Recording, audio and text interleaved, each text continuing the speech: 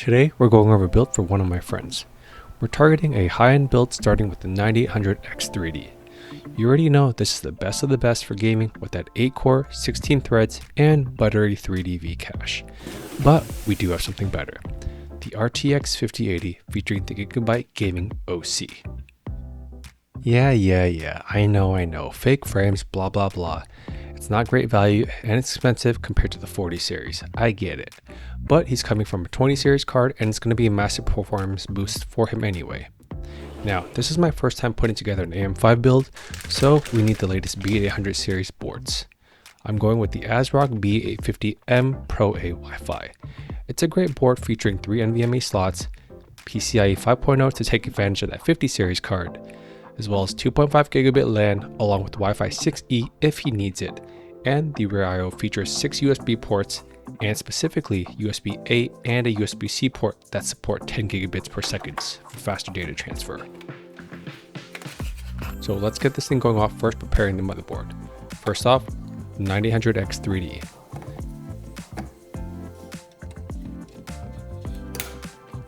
Now for the RAM, I went with the Patriot Viper. I went with dual sticks of 16 gigabytes CL30 at 6000 mega transfers. As I've seen, this is apparently the sweet spot for AM5.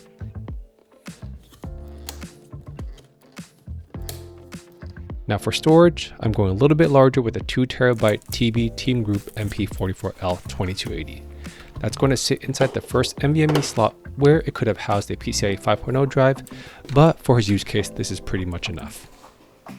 And if you venture onto MFF PC subreddit a lot, we're putting this inside one of their favorite cases, the Lian Li A3. This is in collaboration with Dan Cases, who's also come out with the Dan A4H2O, which is a great one. But the great thing about this one is this feels essentially like a baby Fractal North with its front wood panels. Now after unboxing the case, it does come with a couple of items here. It's nice that the screws do come in this little neat container and all of the bags are labeled really nicely. Now first off, let's get the I/O shield into the back of the case. Additionally, something I do really appreciate about this motherboard is the basic look without any of the gamer related tags. It's got a pretty minimalistic look. There's a handful of screws to hold the motherboard in place. Now this case is great and all, but something I wish they had configured was to make the top portion of the radiator removable, so we could easily cable manage, as that was a little bit of a pain along the way trying to route the cables between a pretty narrow channel, and my fingers definitely got stuck a few times. So let's get the AO mounted to the top. I went with the Thermalright Frozen Notte 360 version 2. For its value and price to performance, along with the looks, that was something I couldn't pass up on. We'll get to the CPU test a little bit later.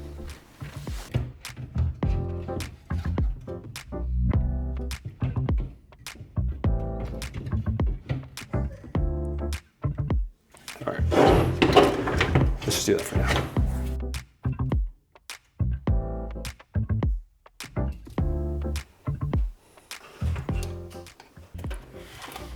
As for the power supply, we went with the Thermaltake Toughpower SFX 850 watt platinum rated featuring RTX 3.1 standards.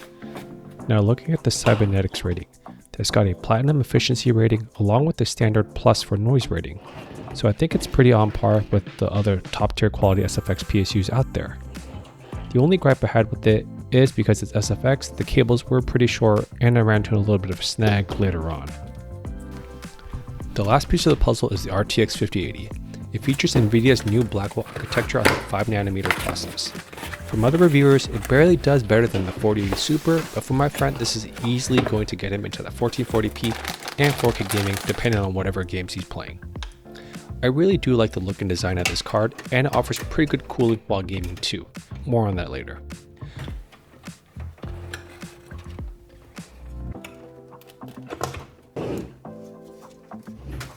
After all that, we just close up the top panels, put back on the front, and push the sides together. And that's pretty much it.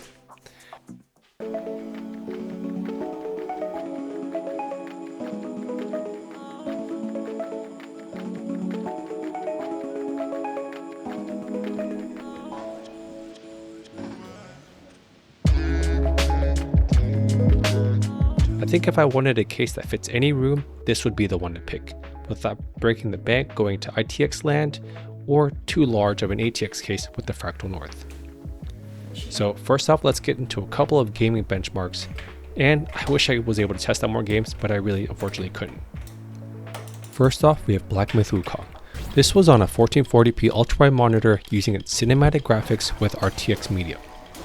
Utilizing the benchmarking tool, I was able to get 116 average FPS, as well as 97 on the 1% lows and 70 FPS on the 0.1% lows. Now this is utilizing RTX medium and the graphics settings weren't completely cranked up, so take this data with a grain of salt. I wasn't trying to kill the card. And during the actual gameplay, I was actually getting about 119 FPS or so. The next game I've been messing around with is Marvel Rivals, a game which I've been really enjoying lately. We have high settings in this case with multi-frame generation turned off to see how this would fare. Here I average about 193 frames per second, which is kind of insane for me to even think about. So I can only think with MFG, it'd easily do 200 plus.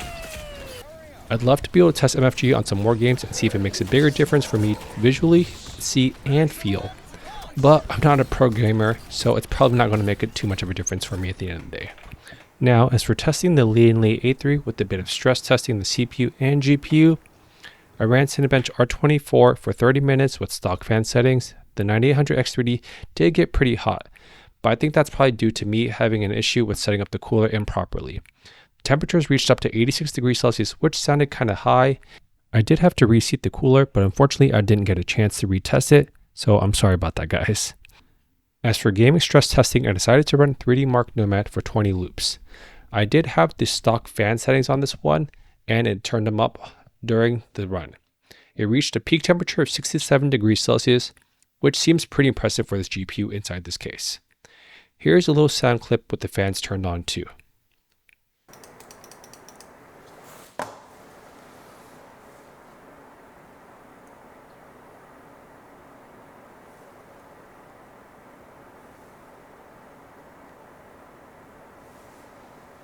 There you have it, 5080 with the 9800X3D inside the Lian Li A3 MATX case.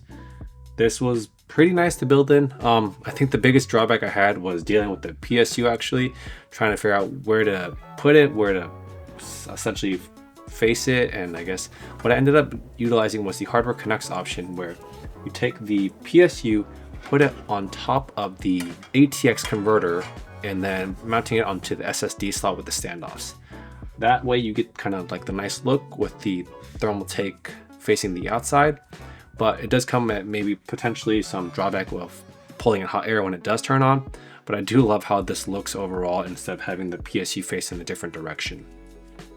As far as the component itself, besides that, Thermaltake had a little bit short cables, so that wasn't that great.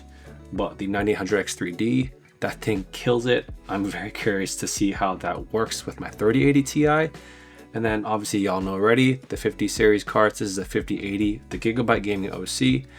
This thing ran pretty cool when I was playing a bunch of games like Black Myth Wukong, Marvel Rivals, and I don't have too much to say about it. But besides that, if you are curious, I'd love to be able to test this and then benchmark it against my 3080 Ti. So if you are very interested in that, you know what to do. Don't forget to hit the like down below if you enjoyed this content, as well as don't forget to subscribe for any sort of new GPU related or CPU related builds.